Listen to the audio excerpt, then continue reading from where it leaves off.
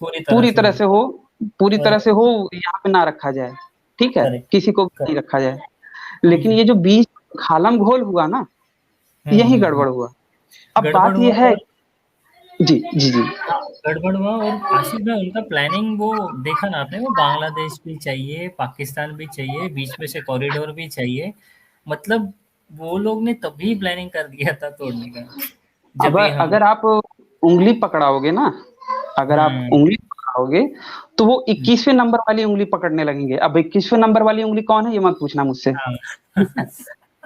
तो ये ऐसा करते हैं। सही आपने बात। अगर उँगली पकड़ाई तो ये पहुँचा पकड़ने लगेंगे आपका, करने और यही लगेंगे। होगा। Yes, yes. नमस्ते सभी को।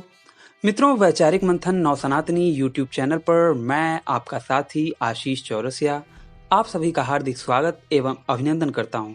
मित्रों, अक्सर मैं अपने भाइयों के साथ कई सारे विषयों पर वैचारिक चर्चाएं किया करता हूं। उन्हीं में से एक वैचारिक चर्चा का एक हिस्सा आज मैं आप लोगों के समक्ष रख रहा हूं। आप सब भी सुनिए एवं निर्णय लीजिए। ला ला ला। नहीं, नहीं, वैसा नहीं। तो जहाँ तक रही बात भाई, अभी एक और ऐसे लाइव स्ट्रीम में बात हो रही थी, तो मैंने कहा था, हम्म, और अभी भी बता रहा हूँ कि जैसे कि जो कम पढ़ा लिखा मुसलमान है, ठीक है? हाँ, कम पढ़ा लिखा ईमान वाला है, हम्म, वो ज़्यादा कुछ नहीं जानता, लेकिन जब उसे अपने लीडरों के द्वारा ऑर्डर मिलता है ना, तो वो उस चीज़ के हाँ, लिए मर मिट जाएगा। बस हाँ, हाँ, हाँ। उसको पैसा दे दिया जाए कुरान का, अल्लाह का और रसूल का, ठीक बस, है? बस, बस। अब वो लीडर कौन है? वो लीडर वही है जो ज़्यादा पढ़े लिखे हैं, हाँ, ठीक है? ज़्यादा पढ़े लिखे लोग सरगना बनते हैं, और कम हाँ, पढ़े हाँ। लिखे लोग उनके गुर्गे बनते गुड्डे हैं। वाली बनते हैं। हाँ, अब जैसे कि देख लीजिए, अब बिन लादेन पढ़ा लिखा था भाई, और ये बगदादी पढ़ा लिखा था, और हाँ, क्या नाम से सभी ये क्या नाम है, मसूद अजहर पढ़ा लिखा है, और कई लोग हैं भाई, अफजल भी पढ़ा लिखा था, तो वो तो ग्रेजुएट था भाई दिल्ली से। तो उस तरीके से चीजें हैं। तो पढ़े लिखे वाले ज्यादा खतरनाक है भाई। अच्छा, सवाल ये भी आता है। हेलो। हम्म, हाँ, हाँ, हाँ, मैं यही हूँ। सवाल ये भी आता है कि यार ये लोग कुरान पढ़ते हैं, तो क्या इनके दिमाग में कभी ये घुसता नहीं कि यार ये कितनी अनलॉजिकल बातें हैं, ठीक है? हाँ, वो कहते हैं कि भैया, यही बात ईसाइयों पे भी कहते हैं, जो कट्टरवादी हैं, या फिर कई प्रोग्रेसिव हिंदू भी हैं, वो भी कहते हैं कि यार ये लोग बाइबल या कुरान पढ़ते हैं तो इनको समझ में नहीं आता, इतनी अनलॉजिकल चीजें हैं, फिर भी ये मान रहे हैं, इस पे विश्वास कर रहे हैं, पढ़े लिखे होने के बावजूद, विज्ञान को समझने के बावजूद ये अवैज्ञानिक चीजों पे यकीन करते हैं। ठीक है, आपके दिमाग में भी आया होगा। हाँ। मैं भी किसी बार अब सोचता हूँ कि यार ये तो मतलब ये तो बहुत सी सिंपल सोचने की चीज है।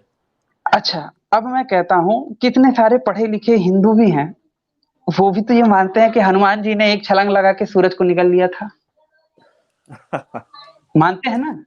हाँ, हाँ। क्यों? धर्म में दिमाग की गुंजाइश लगाई ही नहीं जाती। नहीं जाती, हाँ। ये आज के धर्म के हिसाब से, आज के परिप्रेक्ष्य में जो धर्म कहा जाता है, उसके हिसाब से मैं कह रहा हूँ। एक्चुअल हम्म। जो धर्म है, उसमें तो सोचने समझने की ही ऊपर सारी चीजें हैं, ठीक सारी है? चीजें हैं, हाँ। तो आज के टाइम पे एक पढ़ा लिखा हिंदू जिस तरीके से वो ये मानता है कि भैया अहिल्या पत्थर की हो गई थी, राम जी ने पैर से छुआ तो फिर वो दोबारा स्त्री बन गई, या फिर क्या नाम से हनुमान जी ने सूरज को निगल लिया था, ठीक है? हम्म, तो इस तरीके से वो भी ये सोचते हैं कि यार ये ससुरे अपने किताबों को पढ़ते हैं, तो ये यकीन कैसे कर लेते हैं? वो हम्म, भी विधर्मी भी यही सोचते हैं।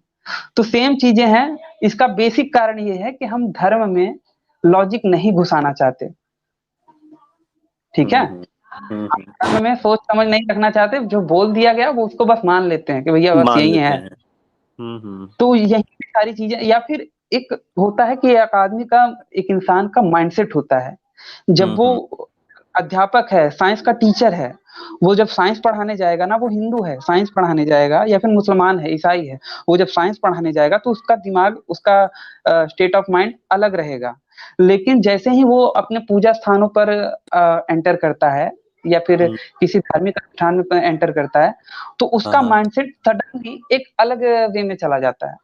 जिसमें हाँ, अनलॉजिकल चीज़ों को भी समझने की मानने की गुंजाइश आ जाती है। आ जाती है। हाँ, है हाँ। ना बात? काफ़ी हद तक ऐसा ही दिमाग हमारा भी था। तो बस मित्रों, आज का हमारा ये वीडियो यहीं पे समाप्त होता है। अगर ये बातचीत आप लोगों को पसंद आई हो तो इसे कम से कम 5 मिनट का समाधान देते हुए अपने मित्र मंडली में शेयर अवश्य करें। हो सकता है आपके एक शेयर से हमारा कोई भाई या बहन इनकी सच्चाई से अवगत हो जाए और भटकने से बच जाए। अगर आप सामर्थ्यवान हैं और मुझे मेरे इस कार्य में सहयोग करना चाहते हैं तो स्क्रीन पर दिख रहे QR कोड पर आप मुझे सहयोग कर सकते हैं। और अंत में चलते चलते आपसे यही निवेदन करना चाहूँगा कि देखिए, बाकियों के लिए तो जन्नत और जहन्नुम है, परंतु आपको पुनः इसी धरती पर आना है।